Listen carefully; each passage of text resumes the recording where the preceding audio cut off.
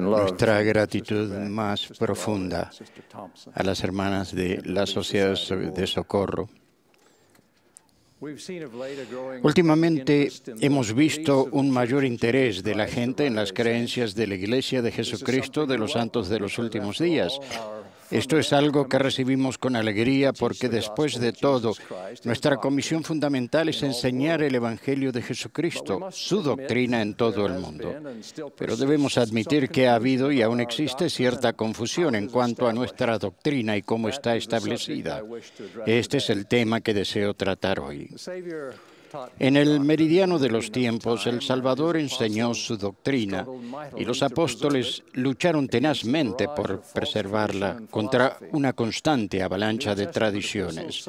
Las epístolas del Nuevo Testamento hacen referencia a numerosos incidentes que demuestran que durante el ministerio de los apóstoles ya estaba en marcha esa grave y extensa apostasía. Los rayos de luz del Evangelio iluminaron la noche de la apostasía subsiguiente hasta que en el siglo XIX, una brillante aurora de restauración irrumpió en el mundo y el Evangelio de Jesucristo pleno y completo se encontró de nuevo sobre la tierra.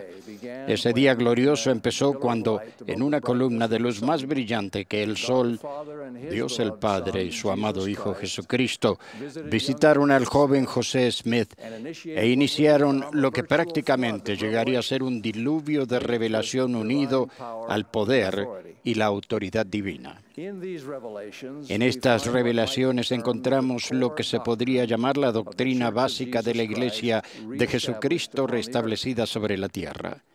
Jesucristo mismo definió esa doctrina en estas palabras registradas en el Libro de Mormón, otro testamento de Jesucristo.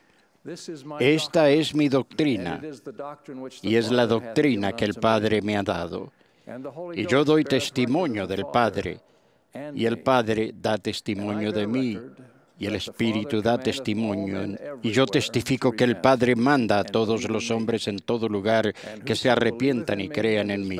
Y cualquiera que crea en mí y sea bautizado, éste será salvo. Y son ellos los que heredarán el reino de Dios. Y quien no crea en mí ni sea bautizado, será condenado.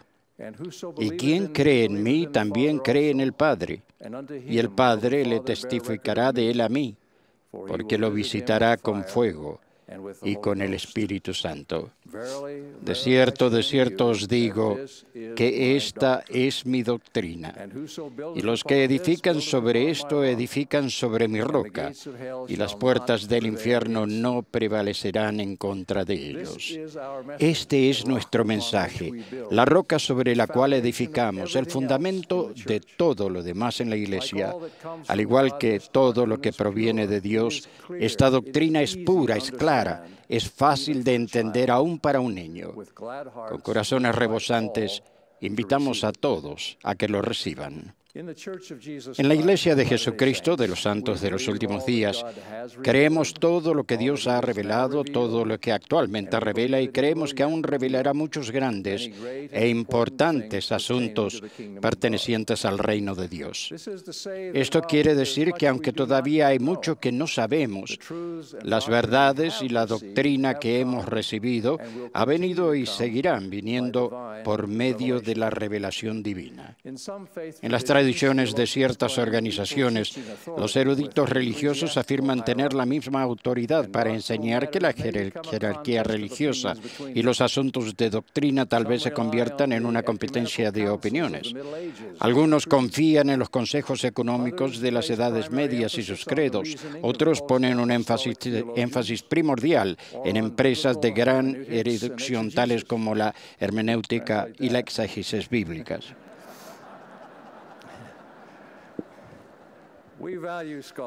Valoramos la erudición que realza el entendimiento, Pero en la Iglesia hoy día, tal como en la antigüedad, el establecer la doctrina de Cristo o el corregir las desviaciones en cuanto a la doctrina es un asunto de revelación divina para aquellos que el Señor inviste con autoridad apostólica.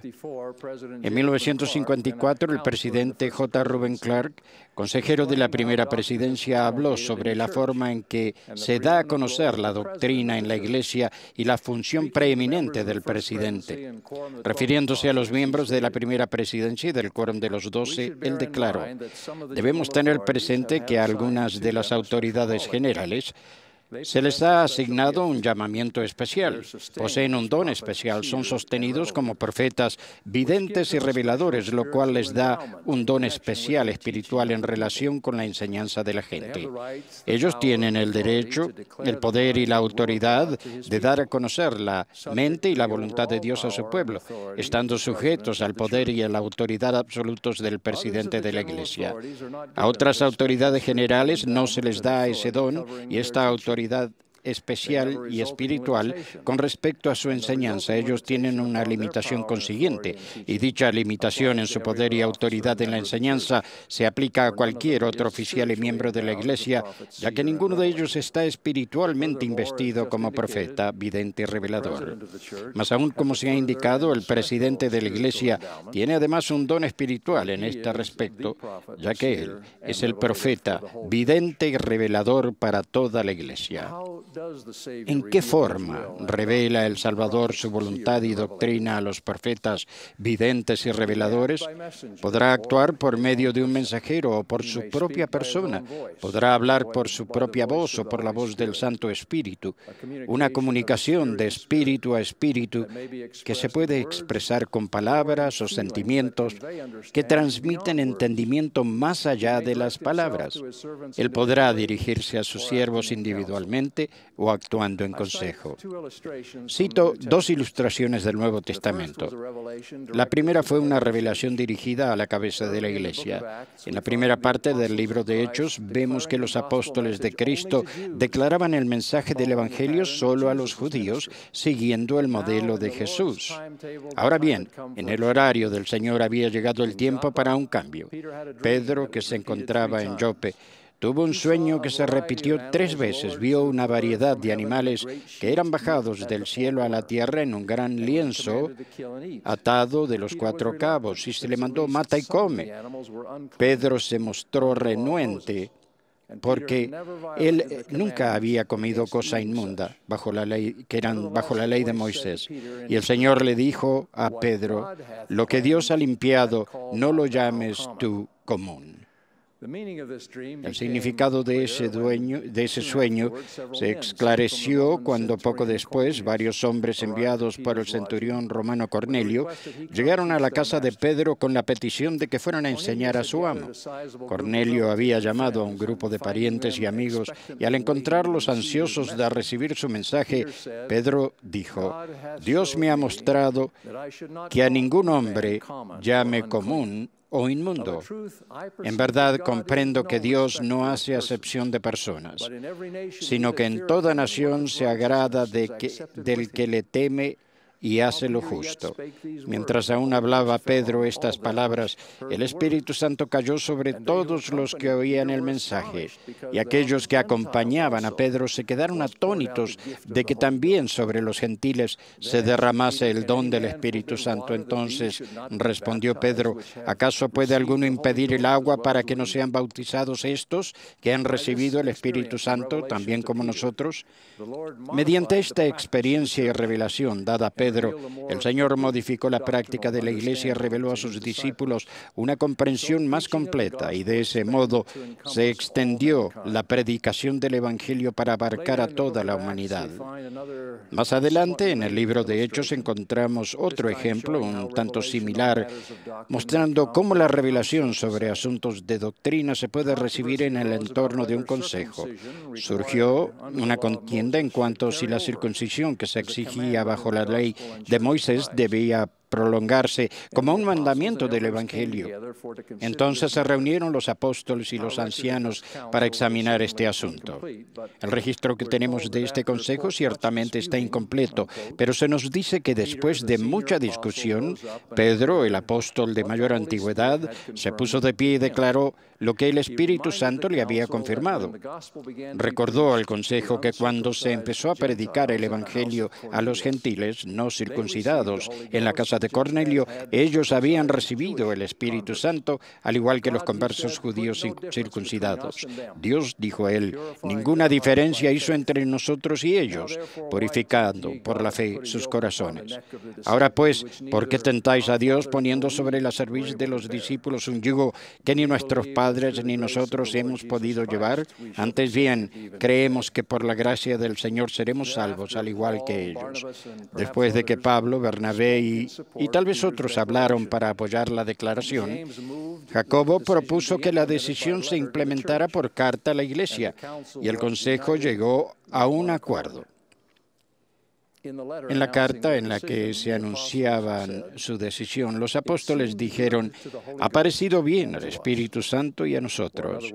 O en otras palabras, esa decisión se recibió por revelación divina por medio del Santo Espíritu.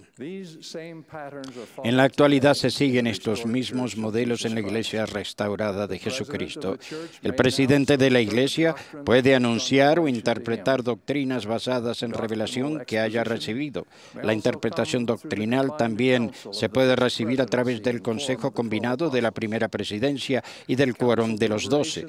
En las deliberaciones del Consejo con frecuencia se sopesará lo que se encuentra en los libros canónicos, las enseñanzas de los líderes de la Iglesia y prácticas pasadas. Pero al final, al igual que en la Iglesia del Nuevo Testamento, el objetivo no es simplemente lograr el consenso entre los miembros del Consejo, sino la revelación de Dios. Es un proceso en el que se toma en cuenta tanto la razón como la fe para obtener la mente y la voluntad del Señor. Al mismo tiempo, se debe recordar que no toda declaración que haya hecho un líder de la Iglesia, pasado o presente, necesariamente constituye doctrina. Comúnmente se da por entendido en la Iglesia que una declaración que haga un líder en alguna ocasión suele representar una opinión personal que, aunque bien pensada, no quiere decir que sea oficial o vinculante para toda la Iglesia. El profeta José Smith enseñó que un profeta es un profeta únicamente cuando está actuando como tal. El presidente Clark, citado anteriormente, declaró, una sencilla historia que me contó mi padre cuando yo era niño ilustra este punto. No sé con qué autoridad, pero ilustra el punto. Su historia fue que durante la agitación ocasionada por la llegada del ejército de Johnston, el hermano Brigham predicó en una reunión por la mañana un sermón lleno de despecho al ejército que se aproximaba, declarando la intención de oponerse a ellos y expulsarlos. En la reunión de la tarde se puso de pie y dijo que Brigham Young había hablado en la mañana, pero que el Señor ahora iba a hablar. Entonces pronunció un discurso en el ritmo del cual fue lo opuesto del discurso de la mañana. La Iglesia sabrá por el testimonio del Espíritu Santo que mora en el cuerpo de los miembros si las autoridades generales, al expresar sus opiniones, lo hacen por inspiración del Espíritu Santo y a su debido tiempo ese conocimiento se dará a conocer. El profeta José Smith confirmó la función central del Salvador en nuestra doctrina en una frase definitiva. Los principios fundamentales de nuestra religión son el testimonio de los apóstoles y de los profetas concernientes a Jesucristo, que murió, fue sepultado, se levantó al tercer día y ascendió a los cielos, y todas las otras cosas que pertenecen a nuestra religión son únicamente apéndices de eso. El testimonio de José Smith acerca de Jesucristo es que Él vive, porque lo vio, sí, a la diestra de Dios, y oyó la voz testificar que Él es el unigénito del Padre. Suplico a todos los que oigan o lean este mensaje que procuren ese mismo testimonio del divino carácter de la expiación y de la resurrección de Jesucristo. acepten su doctrina mediante el arrepentimiento, el bautismo y reciban el don del Espíritu Santo y luego, a lo largo de su vida, sigan las leyes y los convenios del Evangelio de Jesucristo. Al acercarse nuestra celebración del día de la Pascua, expreso mi propio testimonio de que Jesús de Nazaret fue y es el Hijo de Dios, el mismo Mesías de las profecías antiguas. Él es el Cristo que sufrió en Getsemaní, que murió en la cruz y fue sepultado, y quien de verdad se levantó de nuevo el tercer día.